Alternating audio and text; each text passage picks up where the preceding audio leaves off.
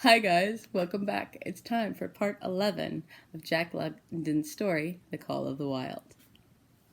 John Thornton's partners, Hans and Pete, arrived on the long-expected raft, which, sold to the sawmill at Dawson, equipped them for a journey into the East after a fabled long time, the history of which was as old as the history of the country. Many men had sought it, few had found it, and more than a few that were who had never returned from the quest. This lost mine was steeped in tragedy and shrouded in mystery. No one knew of the first man. The oldest tradition stopped before it got back to him. From the beginning there had been an ancient and ramshackle cabin. Dying men had sworn to it and to the mine, the site of which it marked, clinching their testimony that nuggets that were unlike like any known grade of gold in the Northland. But no living man had looted this treasure house. The dead were dead. Therefore John Thornton and Pete and Hans, with Buck and half a dozen other dogs, faced into the east of an unknown trail to retrieve where men and dogs as good as themselves had failed. That means they're going to try to find gold where others haven't found it yet. They sledded 70 miles up the Yukon, swung to the left into the Stewart River, past the Mayo and the McQuestion, and held on until the Stewart itself became a streamlet, threading with upstanding peaks which marked the backbone of the continent. John Thornton asked little of man or nature. He was unafraid of the wild. With a handful of salt and a rifle, he could plunge into the wilderness and fare wherever he pleased and as long as he pleased. Being in no haste, Indian fashion, he hunted his dinner in the course of the day's travel, and if he failed to find it, like the Indian, he kept on traveling, secure in the knowledge that sooner or later he should come to it. So, on this great journey into the East, straight meat was the bill of fare. Ammunition and tools principally made up the load on the sled, and the time card was drawn upon the limitless future. So that means that since they were hunting, they were hunters and more hunters than gatherers because there wasn't much fresh food around here. But they would eat meat, and since he could hunt, he could find anything he needed. To Buck, it was boundless delight. This hunting, fishing, and indefinite wandering through strange places.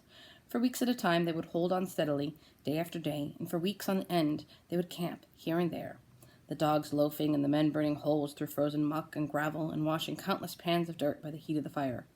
Sometimes they went hungry. Sometimes they feasted righteously, all according to the abundance of game and the fortune of hunting. Summer arrived, and dogs and men packed on their backs, rafted across Blue Mountain lakes, and descended on or ascended unknown rivers, and slender boats whipsawed from the standing forest. That means they made them right then and there.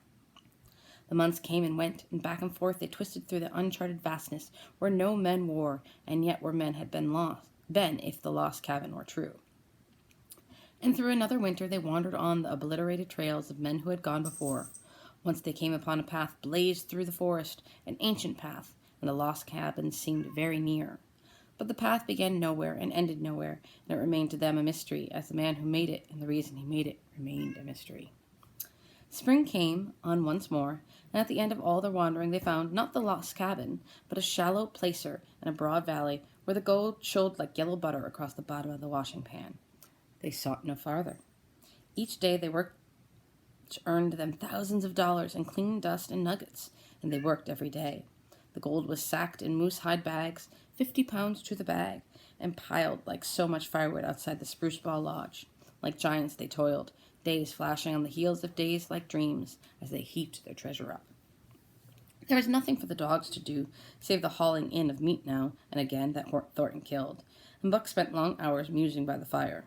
The vision of the short-legged hairy man came to him more frequently, now that there was little work to be done, and often, blinking by the fire, Buck wandered with him in that other world which he remembered.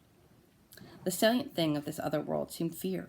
When he watched the hairy man sleeping by the fire, head between his knees and hands clasped above, Buck saw that he slept restlessly, with many starts and awakenings, at which time he would peer fearfully into the darkness and fling more wood on the fire.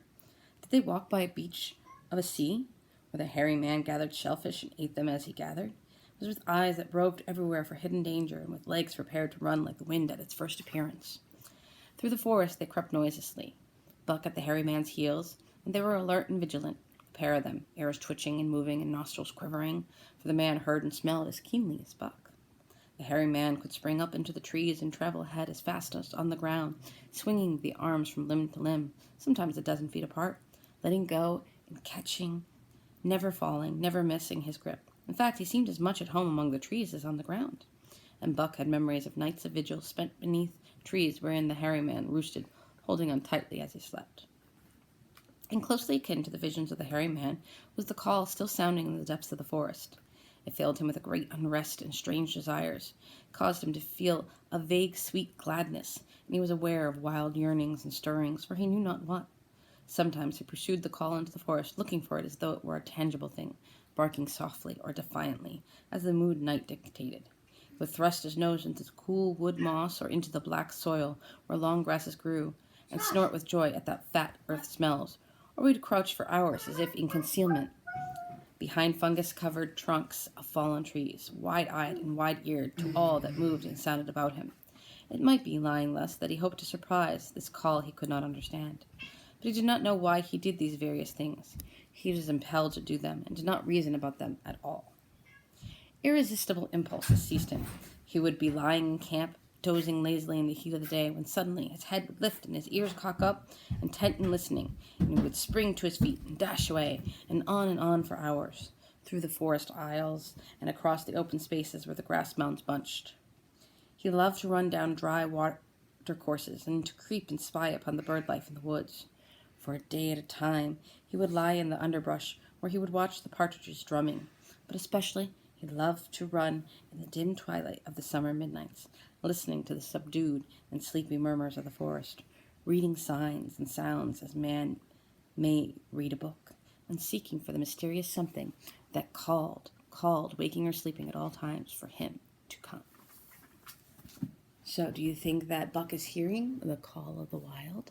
Do you think it's calling him back now that there's not as much for him to do? We'll have to see. All right, guys. See you soon. Bye.